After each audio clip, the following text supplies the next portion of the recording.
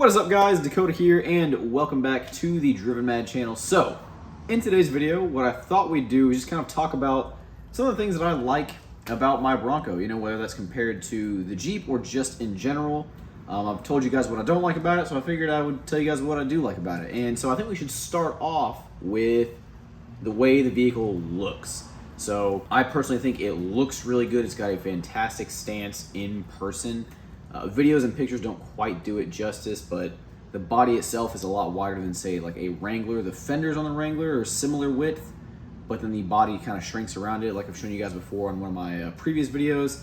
But it just has a good look in person. It just looks nice and wide, and it just sits really well. Now, I'll caveat that by saying that I think only really basically like a Badlands or models equipped with the Sasquatch package look the best. Like a standard Big Bend with no Sasquatch package looks funky to me. It just doesn't look right with the small wheels because of the vehicle's size.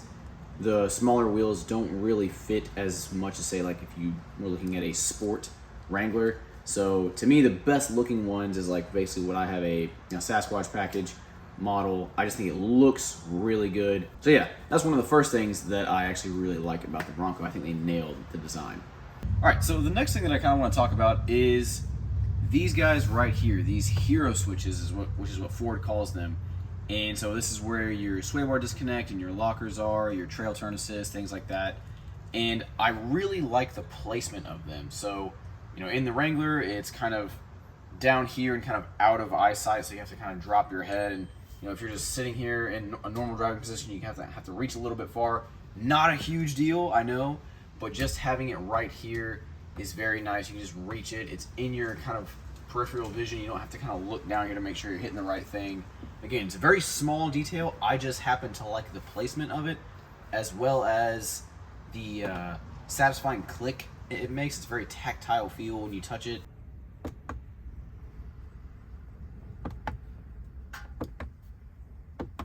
Nothing crazy. Obviously, the Jeep, it's not hard. Obviously, you just look down and press it.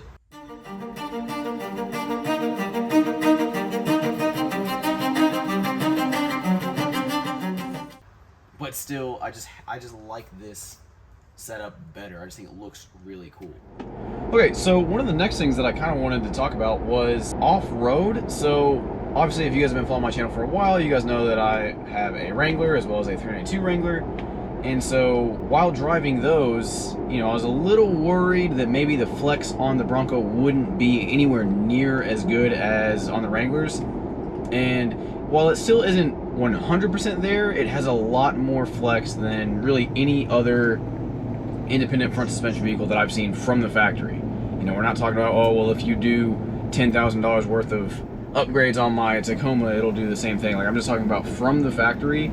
It still has plenty of articulation in the front, and you don't three-wheel as much as you might think, especially compared to what Ford was showing. It's like they were proud that it three-wheeled a lot. So they would show you like non-Sasquatch, non-Badlands with a sway bar disconnect. They would just show it going off-road, so it would pick up a wheel in the air, and so it made me a little nervous. But the good news is, after taking it off-road a few times, it is still able to flex quite a bit, and pretty impressively for an independent front suspension vehicle. All right, and then one of the next things that I want to talk about is these seats. If you guys follow my channel at all, then you guys will know that anytime I go off-road, it's a long drive. You know, it's never shorter than 3 hours, so having a seat that's very comfortable is kind of a big deal, and it makes a big difference when you have one. And these seats, compared to the Wranglers, are fantastic. They're super comfortable. And these are the marine grade vinyl seats. I don't think that would affect anything in terms of padding if you got leather seats. I've had quite a few people in here, and they all kind of say the same thing, that these seats are definitely more comfortable than the ones in the Wrangler.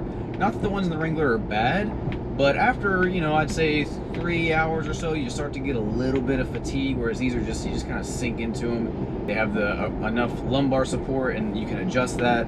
And just the way they're shaped just is a better fit than, for most people so far it seems, than what's in the Wrangler. So I think Jeep can kind of learn a thing or two about the seats. And then one of my other favorite things that I didn't expect to like it as much as I do, but I expected the ride quality to be better on road than the Wrangler. That wasn't that much of a surprise. Again, two-door to two-door, this rides a little bit better, but I expected that on the road. I didn't expect it to ride a whole lot better off-road, but it does. Again, that's down to the independent front suspension and slightly longer wheelbase, but I was really impressed. I didn't expect it to be that much different. I was expecting, like, okay, it might be a little bit better, but it is dramatically better. You don't get anywhere near as much head bobble when you're going off-road and hitting obstacles, and at higher speeds it just stays a lot more planted naturally. Again, that's all down to the independent front suspension, and it shouldn't be a surprise, but it just, again, it was for me, because it's just a lot smoother and it's a lot softer over some of those when you're hitting those harder obstacles than I thought it would be.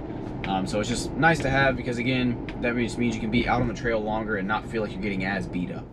Alright guys, so those are just some of the few things that I like about my Bronco. Now, I didn't go into every single thing that I like, because then the video would be very, very long, but some honorable mentions are, I like that the Bronco has a lot of space behind the second row seats compared to, say, the Wrangler two-door, which I made a video on that if you guys want to check that out. And that it is very capable off-road. But again, I'm not going to go into every single thing that I liked, just a few examples of some things that I really like about it. So, if you guys enjoyed the video, make sure to give it a like and subscribe. And also, if you have any questions or anything, please feel free to leave a comment down below, and I'll do my best to answer them. Anyways, guys, make sure that if you do subscribe, you click that bell notification so you get notified for more videos, whether it's on the Bronco, the Wrangler 392, the other Wrangler, the new 350R, which is sitting right over here, and also some future vehicles that are coming in. So anyways, guys, yeah, thanks for watching, and I'll see you guys in the next one. Take care.